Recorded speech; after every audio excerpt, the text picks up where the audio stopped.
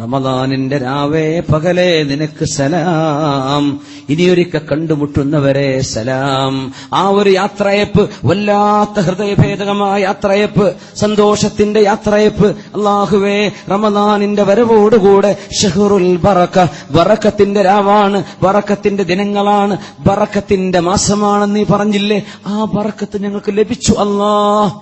അയ്യാമു വലയാലിൽ ഇത്ഖി മിനന്നാർ, നരകത്തിൽ നിന്ന് മോചനം വിധിക്കുന്ന രാവുകളാണ്, പകലുകളാണ് കഴിഞ്ഞു പോകുന്നത്. അല്ലാഹുവേ, പാപമോചനം നൽകുകയും നരകത്തിൽ നിന്ന് മോചിപ്പിക്കുകയും ഞങ്ങളും കുടുംബവും നീ പറഞ്ഞ പോലെ നിസ്കാരം നിലനിർത്തുന്നവരായി, നീ പറഞ്ഞ പോലെ ജീവിക്കുന്നവരായി അല്ലാഹുവേ നീ ഞങ്ങളെ മാറ്റിത്തരേണമേ എന്ന് അല്ലാഹുവോട് നമുക്ക് ദുആ ചെയ്യാം. അസ്സലാമു അലൈക യാ ശഹ്റൽ അഫ്വി വൽ ഗുഫ്റാൻ.